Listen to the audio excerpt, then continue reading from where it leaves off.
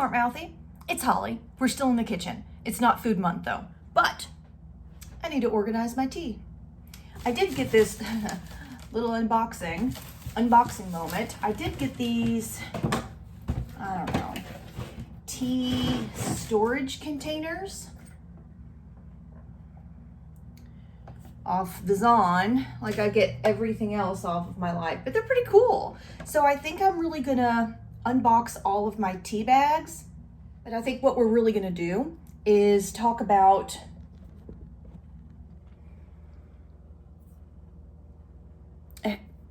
my hidden illness.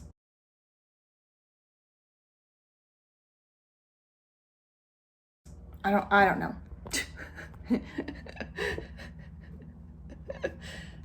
Cut and start over. So I had to relocate. I had to sit down because I don't feel good. Actually, I don't feel good. So why am I making this video when I don't feel good? Because that's what we're going to talk about. And I don't want to talk about it, but it's Wellness Month. And I think it's time to be vulnerable. And last month was so easy for me to talk about because I love talking about food. And this month is not going to be as easy. But I did relocate all of my teas in here. I brought my containers, so I'm going to kind of organize that a little bit so that I can be distracted from my vulnerability. We're going to talk about a little education time because you know Holly likes to do that. So for the last 15 months, I have had Epstein Barr. What the heck is that? It's actually part of the herpes family. And if you look on the CDC, 95% of human beings have some sort of herpes virus. And it's just the thing. It's so many people have hidden viruses and dormant viruses, and there are actually over 100 herpes viruses, but only 8 or 9. I've searched so much, it's kind of, back and forth, but there's 8 that kind of live in humans. And herpes 1 and 2, so 1 is like, I guess, cold sores, 2 would be genital warts, 3 is the zosters, which is the chickenpox virus, where you have chickenpox when you are a small child and then it lives in your gut dormant until you are an adult. And then stress events or toxicity can kind of re-inflame that, kind of reactivate that, and it comes back as something called shingles. Number 5 is the cytomegalovirus. I was having a hard time with that. Number 6 is mono or Epstein Barr. 7 and 8. What are they called? Hang on, I gotta look.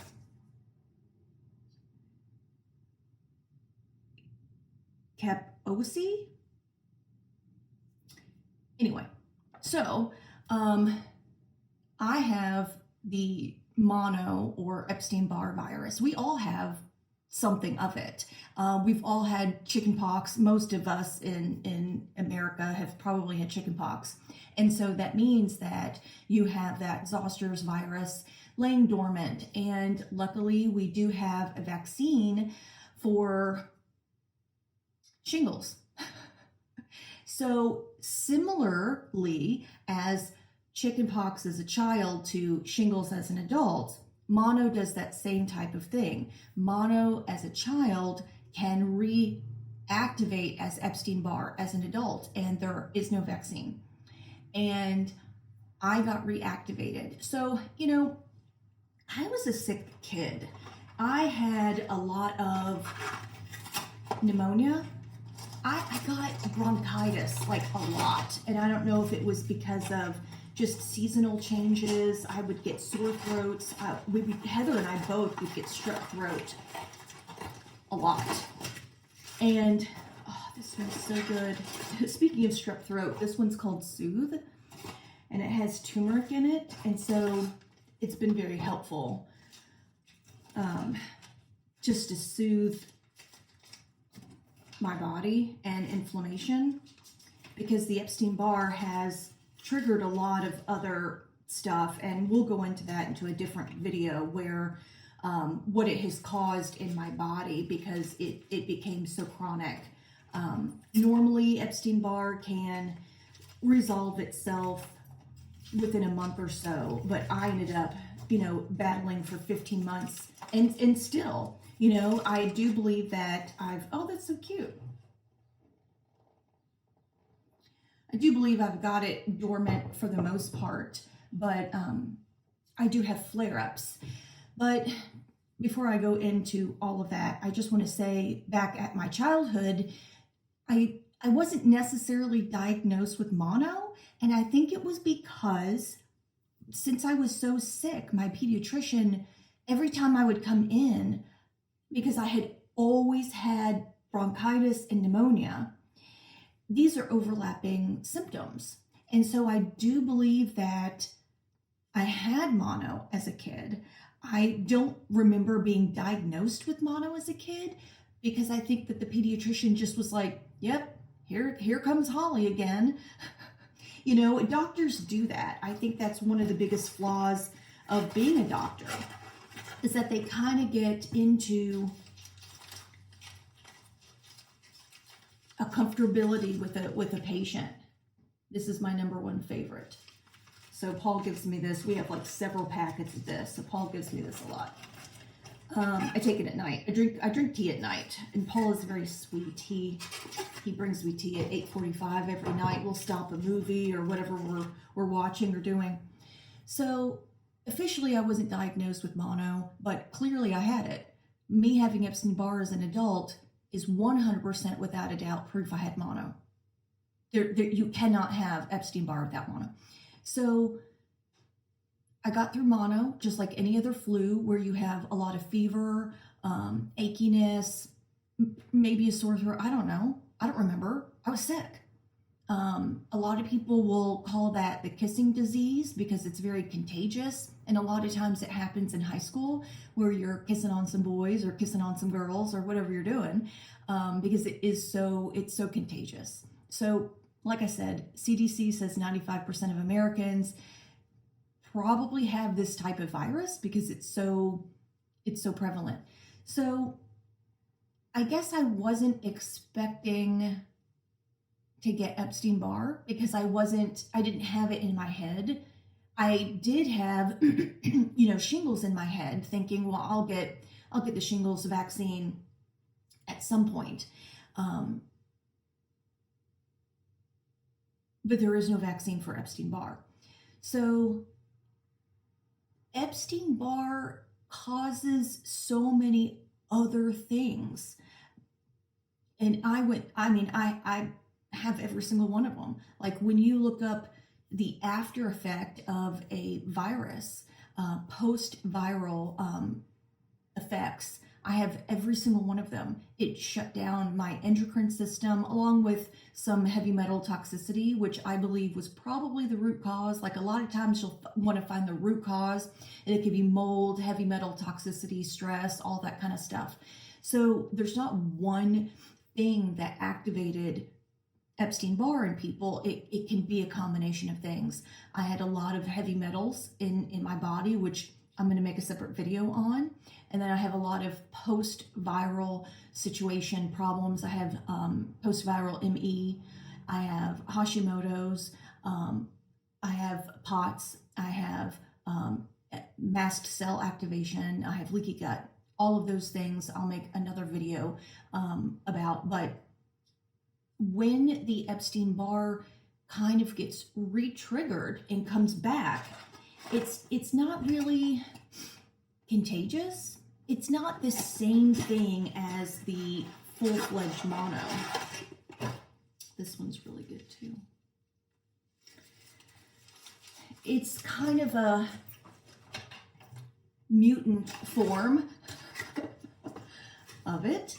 And I had kind of a off and on low-grade fever, but I never registered a fever. Like I kept taking, so I have a thermometer thing that scans your forehead, and I have like a under your tongue thermometer, nothing would really register. In fact, there was a period of time, maybe about 6 months in, that my body temperature was not higher than 96. And I was so sick. I was so cold. And I had internal quivering constantly. And it's not so visual, like you would have never known that my ribs were shaking. Like I was quivering. I don't know what other word that works with that, but it was constant. I would actually find myself in bed under 6 blankets, kind of rocking inadvertently. And I'm like, because your body will try to raise its own body temperature. And I remembered for months just kind of rocking, or like if we were sitting on the couch watching TV or something, I would just be kind of moving like a little bit like this, or like bouncing my leg or something, literally trying to get warm. And then after, 20 minutes of quivering and shaking and freezing, it would then trigger a hot flash. So Epstein Barr actually is a huge trigger of hot flashes. And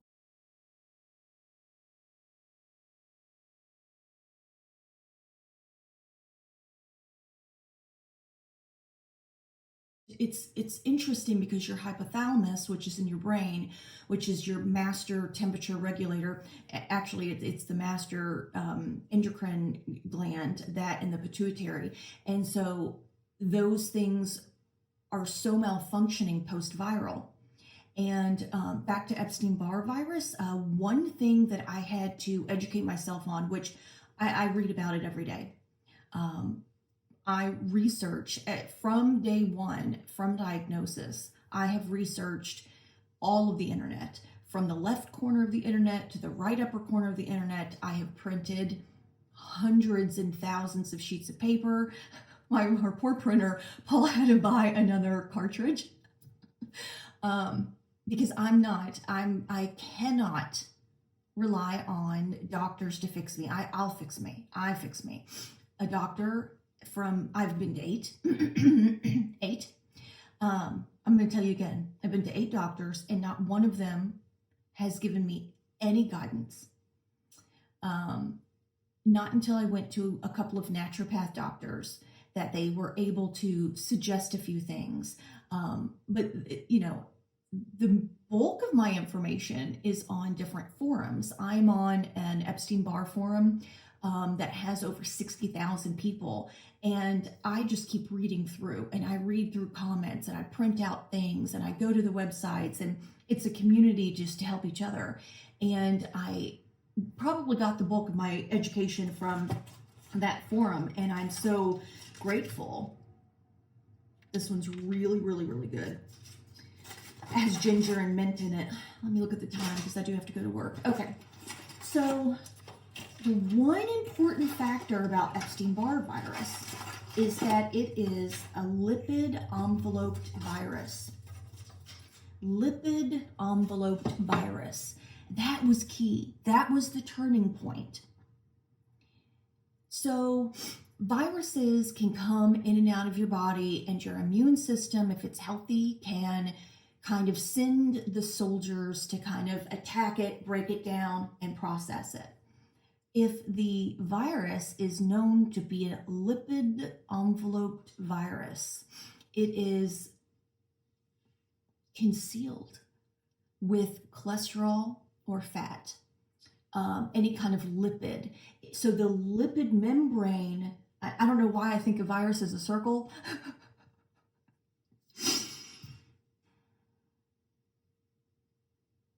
Is it a circle?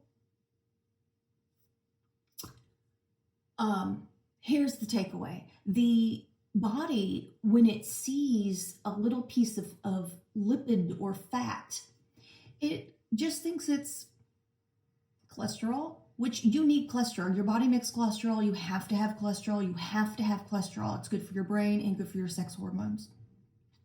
So lipid enveloped viruses confuse your body, confuse your soldiers, because it passes through you in your bloodstream, this virus, concealed by a lipid. And your body is like, oh, well, there's just a little piece of cholesterol or a little piece of fat, or, and it doesn't send your soldiers. Epstein Barr is a lipid enveloped virus.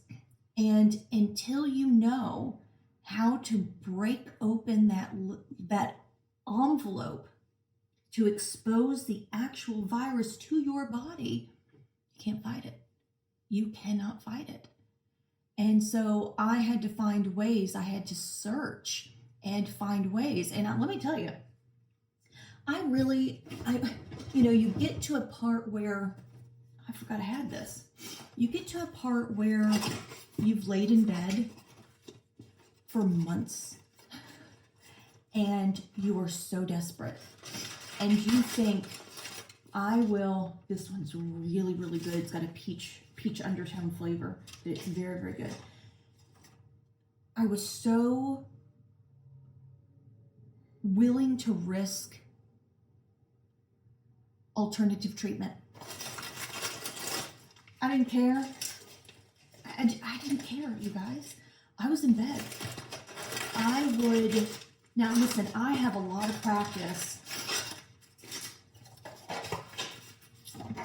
faking it. I've talked about this for years. And it's not something I love about myself, but I think my job has kind of created where I just get up every day, I put myself together, I get my lipstick on, I get myself dressed, and I go in and I go to work. And I create, I try to create up until before I got sick, a consistent environment for the client. It's so important. I think I mentioned in another video, it's not about hair. I don't really do hair. I have an atmosphere, and that is based on me being consistent. As my first client deserves my energy at the exact same level as my last client of the day. And so I'm conditioned my body to fake it. If I have a headache, if I have cramps, if my ankle hurts, if I have whatever I'm dealing with, I fake it. They usually won't know.